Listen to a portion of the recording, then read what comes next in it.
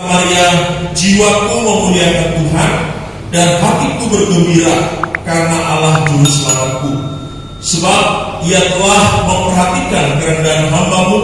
Sesungguhnya mulai dari sekarang segala keturunan akan menyebut aku berbahagia. Pusat atau sentral daripada berita Natal adalah Yesus Kristus. Kalau kita merayakan Jumat Agung, Paskah ataupun kenaikan, inti beritanya adalah Yesus Kristus.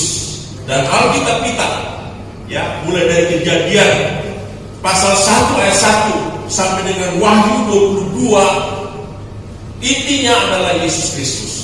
Karya Tuhan yang dahsyat dan luar biasa atas hidup seseorang yang dipilih oleh Tuhan untuk menjadi ibu daripada bayi Yesus. Siapa Maria itu? Maria itu adalah seorang gadis yang berasal bukan dari kota besar. Kalau di dalam Alkitab disebutkan dari Nazareth village. Kata village itu menunjukkan satu kampung, satu tempat yang kecil. Dia tidak menggunakan kata city, dia tidak menggunakan kata town, ya. Nazareth village, kota yang kecil. Tetapi saudara yang dikasih Tuhan, dari kota yang kecil itu ada sosok pribadi yang luar biasa yang Tuhan pilih untuk mengandung bayi Kristus. Saudara, saya ingin mengajak kita membaca ayat yang ke-46 dan 56. Di sini disebutkan bagaimana Maria memiliki kehidupan spiritual liti yang baik. Saudara, saya bacakan. Lalu kata Maria, jiwaku memuliakan Tuhan dan hatiku bergembira karena Allah Juru Selamat. Waktu dia mengucapkan kalimat ini, saudara, bukan dia dalam keadaan yang berbahagia, bukan dia dalam keadaan yang aman-aman saja, oke-oke saja, tidak. Kita tahu bahwa Maria masih tunangan dengan Yusuf. Tetapi pada waktu itu Maria didapati mengandung. Seharusnya dia itu stres, seharusnya dia itu mengalami tekanan. Jadi saya tahu persis, saudara, bagaimana pandangan orang Yahudi terhadap pernikahan. Itu sangat ketat. Bahkan saking ketatnya, kalau saudara ketemu di jalan pas-pasan antara rombongan orang nikah dengan orang yang sedang mengantar ke kuburan, kalau di Indonesia siapa yang didulukan? Orang yang meninggal. Kalau di Israel tidak. Biarlah yang mati menguburkan orang mati. Kalau di Israel rombongan pernikahan dulu yang diutamakan, yang meninggal tunggu dulu. Kalau kita terbalik. Karena bagi orang Yahudi pernikahan itu sangat penting, sangat sakral, sehingga kalau Maria didapati sebelum dia menikah, dia hamil, itu aib yang sangat luar biasa. Wajar kalau Maria sebenarnya dia tertekan, wajar sebenarnya kalau Maria itu dia gusar atau galau, tetapi itulah kedewasaan rohani. Sehingga di dalam ayat yang ke-46 dan 47, di dalam kondisi yang tertekan, dia dapat berkata, lalu kata Maria, jiwaku memuliakan Tuhan dan hatiku bergembira karena Allah Juru Selamat.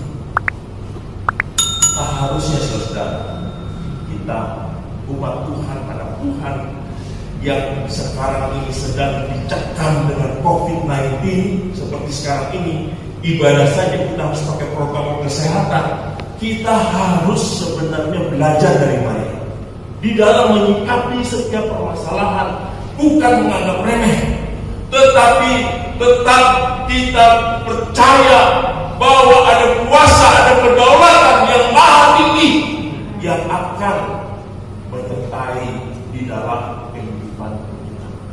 Amin. Bapak Ibu kasih Tuhan. Cuma sayang Tuhan, walaupun sudah sering dengar firman Tuhan, baik on-site langsung maupun online, ketika kita menghadapi permasalahan yang berat di dalam kehidupan kita, dan juga kita sedang menghadapi pandemi COVID ini, kita cenderung panik, kita cenderung akhirnya menjadi tidak percaya kepada kuasa Tuhan, dan akhirnya kita mudah putus asa.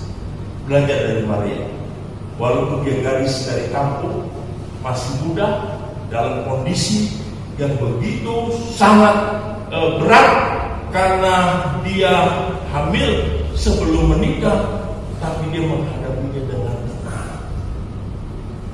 Ya, menghadapi dengan tenang. Ini menunjukkan bahwa dia memiliki kehidupan rohani yang baik, spiritual yang baik, kedewasaan rohani yang baik. Kalau orang jarang berdoa, jarang memiliki hubungan yang intim dengan Tuhan, mudah panik sosial. Jadi itu yang pertama. Yang kedua, bahwa Maria itu sadar siapa dirinya di hadapan Tuhan. Dia menyebut dirinya, saudara, di dalam ayat yang 48 dan 54, yaitu hamba, dulos. Ya, jadilah apa yang menjadi kehendak. Menurut ilmu psikologi, Bapak Ibu yang dikasih Tuhan, orang yang sehat secara jiwa, fisik maupun mental adalah orang yang tahu siapa dirinya, tahu siapa diri kita. Itu tidak sehat. Maria tahu siapa dirinya. Dia katakan 2 kali, saudara, di dalam ayat 48 dan 54, posisinya di hadapan Tuhan. Itu berarti dia tahu siapa dirinya, saudara. Dan ini yang membuat pada akhirnya dia sungguh-sungguh boleh menjadi seorang wanita yang luar biasa. Karena Tuhan memilih dia tahu siapa dirinya. Banyak orang sekarang bingung dengan jati dirinya sendiri, tapi Maria tidak bingung. Aku ini hamba. Ya, saudara dikasih Tuhan, itu hal yang kedua. Kalau kita mau benar-benar karya Tuhan, bekerja dengan dahsyat di dalam kehidupan kita, kita harus mengambil posisi seperti Maria. Aku ini hamba. Kenapa? Karena Tuhan akan pakai kita tatkala kita merendahkan diri di hadapan Tuhan. Sama seperti gelas yang terisi air, kalau gelas itu penuh, maka kita tidak akan menerima berkat-berkat Tuhan. Tetap. Kalau saudara sebentar akan memasuki tahun 2021, tidak lama lagi, berapa hari lagi kita akan masuki. Saudara harus mereposisi, mereevaluasi. Apa? Bagaimana Pak posisi yang benar? Kalau saudara isi bensin, mobil, pom, ya, sering ditanyakan, mulai dari nol ya Pak? Ya tidak. Tuhan mau kita mulai dari nol, supaya kita memasuki tahun 2021, Tuhan pakai dengan hal-hal yang luar biasa dalam kehidupan kita. Saya menganggap apa yang saya miliki, baik itu pengalaman, gelar, itu tidak ada artinya kalau kita tidak menyadari siapa diri kita. Kebenaran yang ketiga, walaupun Maria dari kota kecil dan dia masih muda, tetapi saudara, pemahaman dia tentang Tuhan secara teologis luar biasa. Ini yang saya kira penting buat kita, bahwa Maria mengikuti Tuhan bukan emosional. Maria bukan mengikuti Tuhan oleh karena dia mengalami sekedar mujizat Tuhan, lalu dia secara emosi Tuhan. Tidak, saudara. Saudara perhatikan statement of faith-nya, pernyataan-pernyataan dia itu menunjukkan pemahaman dia tentang Tuhan yang dia percaya itu dahsyat sekali. Ya, apa? Di dalam ayat 49 dikatakan apa? Tuhan melakukan perbuatan-perbuatan besar. Itu yang pertama. Ayat 51, Tuhan memperlihatkan kuasanya. Ayat 53, Tuhan melimpahkan segala yang baik. Lalu ayat yang 54, Tuhan adalah sumber pertolongan. Maka saya tidak ragu kalau Maria dia bisa mengatakan bahwa aku, jiwaku memuji dia karena pemahaman dia tentang Tuhan sangat dalam sekali, saudara. Ungkapan-ungkapan yang saya sebutkan tadi itu menunjukkan bahwa Maria di dalam dia mengikut Tuhan, dia percaya kepada Tuhan bukan sebatas emosional, tetapi dia memiliki pemahaman yang sangat dalam sekali. Untuk itu saudara dikasih Tuhan, ini penting buat kita bahwa di dalam mengikut Kristus kita harus terus-menerus belajar. Ya, kita harus terus-menerus belajar. Bukan apa? Bukan supaya kita dapat gelar banyak, bukan supaya kita bisa sombong secara intelektual dan akademis, tidak. Tetapi semakin memperkuat keyakinan dan iman kita kepada Tuhan yang kita percaya.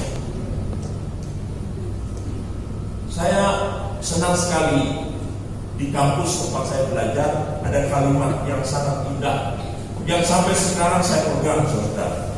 Kalimat itu begini bunyinya, ya, yang diperlukan bukan iman yang besar, tetapi yang diperlukan adalah beriman kepada Tuhan yang besar. Berbeda, saudara. Beriman yang besar dan beriman kepada Tuhan yang besar itu berbeda. Kalau beriman yang besar, fokusnya adalah kita, ya, antroposentris. Tapi kalau beriman kepada Allah yang besar, kita beriman karena kita teosentris kepada Allah. Saudara, apa yang kita perlu lakukan? Roma pasal yang ke-8 ayat 35. Kalau Tuhan di pihak kita, siapa lawan kita? Saudara dikasih Tuhan, ini penting supaya ketika kita menjalani kehidupan kita benar-benar mengalami progres yang luar biasa. Dan pada akhirnya kita belajar dari Maria, gadis yang berasal dari kampung Nazaret, tetapi dia punya pemahaman tentang Tuhan yang luar biasa. Kalau kita baca di dalam bagian akhir daripada perikop yang kita tadi baca, yaitu di dalam ayat yang ke-55, dikatakan apa? Di sini, seperti yang dijanjikannya kepada nenek moyang kita, kepada Abraham, keturunan untuk selama-lamanya. Kata janji di sini itu bukan menggunakan kata berik. Berik itu janji antara manusia dengan manusia. Tapi kata janji di sini menggunakan kata covenant. Janji antara yang inferior dan superior, antara Tuhan dan manusia tidak bisa membatalkan. Kalau kita berjanji antara kita dengan kita, itu berik, salah satu bisa membatalkan dengan segala macam alasan sehingga kita mudah kecewa, sehingga kita mudah dia janji-janji terus, tapi tidak pernah ditepati. Itu biasa berik antara manusia dengan manusia. Tapi Maria tahu bahwa hidupnya itu didasarkan kepada covenant, janji Tuhan. Dan Tuhan kalau berjanji tidak bisa membatalkan, saudara.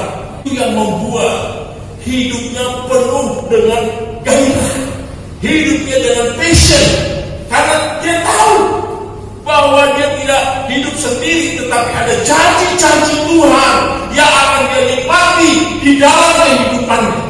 Amin.